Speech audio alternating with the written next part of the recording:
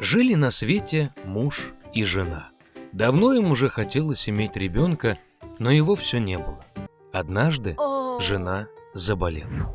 Муж спросил у нее, чего она хочет больше всего. Жена ответила, что есть неподалеку великолепный сад, где растет много прекраснейших цветов. Там на грядке есть прекраснейший Рапунцель. Он на вид такой же свежий, такой зеленый, что ей страсть как хотелось отведать его. Но сад был обнесен высокой оградой, и никто не осмеливался входить в него, так как сад этот принадлежал одной колдунье. Она обладала большим могуществом, и все на свете боялись ее. Муж очень любил свою жену и решил достать для нее Рапунцель, чего бы ему это ни стоило.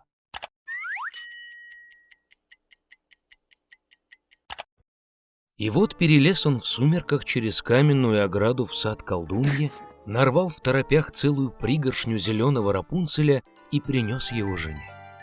Она тут же приготовила себе салат из него и с жадностью поела.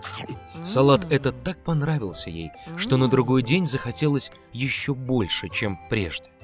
Пробрался муж в сад еще раз, но перед ним уже стояла колдунья. Она гневно на него поглядела и сказала, что он сильно поплатится за воровство Рапунцеля. Он попросил колдунью не гневаться, ведь сорвал Рапунцель для своей жены, которая сильно заболела, а он так сильно любит ее. Гнев у колдуньи немного прошел, и она сказала, что если это правда, то позволит набрать Рапунцеля столько, сколько он пожелает, но при одном условии. Он должен будет отдать колдунье ребенка, который родится у его жены. Муж со страху согласился. Когда жена родила девочку, явилась тотчас колдунья, забрала ребенка с собой и назвала ее Рапунцель. Стала Рапунцель самой красивой девочкой на свете. Когда ей исполнилось 12 лет, колдунья заперла ее в башню. Башня-то находилась в лесу, и не было у нее ни дверей, ни лестницы, только на самом верху было маленькое оконце. Когда колдунье хотелось забраться на башню, она звала Рапунцель, чтобы та спустила свои косы вниз. А были у Рапунцель длинные, прекрасные волосы. Услышит она голос колдуньи, распустит свои косы, подвяжет их вверху к оконному крючку, и упадут волосы вниз. А колдунья взберется тогда наверх, уцепившись за них. Прошло несколько лет, и случилось королевскому сыну проезжать на коне через лес, где стояла башня. Вдруг услышал он пение, а было оно такое приятное, что он остановился и стал прислушиваться. Это пела Рапунцель своим чудесным голосом. Захотелось королевичу взобраться наверх.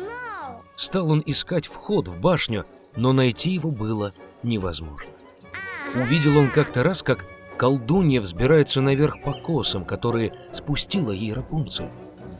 И на другой день, когда начало уже смеркаться, подъехал королевич к башне и позвал Рапунцель. Она услышала, спустила свои косы вниз, и королевич взобрался наверх.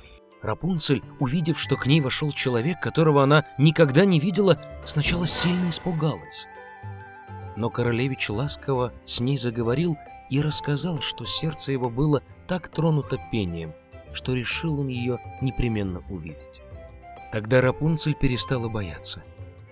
И когда он спросил, согласна ли она выйти за него замуж, она дала свое согласие и протянула ему руку. Вот только не знали они, как им вместе спуститься вниз. Придумали они, что когда королевич будет приходить, всякий раз будет брать с собой кусок шелка, а Рапунцель будет плести из него лесенку. И когда лесенка будет готова, они вместе спустятся по ней и уедут. Колдунья ничего не замечала, пока однажды Рапунцель не спросила, почему это королевича легче тащить вверх. Все поняла колдунья. Разгневалась и вцепилась в ярости в прекрасные волосы Рапунцель. Обмотала их несколько раз вокруг левой руки, правой схватила ножницы и отрезала их. Завела колдунья в густую чащу Рапунцель и спрятала ее там. Привязала она отрезанные косы к оконному крючку, и когда явился королевич, спустила их вниз. Взобрался королевич наверх и увидел колдунью. Она глянула на него своим злобным взглядом и сказала, что не видать ему Рапунцель никогда. Королевич был вне себя от горя и в отчаянии выпрыгнул из башни, но колючие шипы кустарника, на которые он упал, выкололи ему глаза. Бродил слепой королевич несколько лет в горе и печали по лесу. Все время горевал и плакал по потерянной им любимой. Зашел однажды он в густую чащу, вдруг услыхал королевич чье-то пение. Оно показалось ему таким знакомым, и он пошел навстречу. Когда он подошел ближе, то Рапунцель его узнала, бросилась к нему на шею и горько заплакала на радость. Упали 2 слезинки к нему на глаза, и королевич снова прозрел и стал видеть, как прежде. Привел он ее в свое королевство, и жили они долгие-долгие годы в счастье и радости.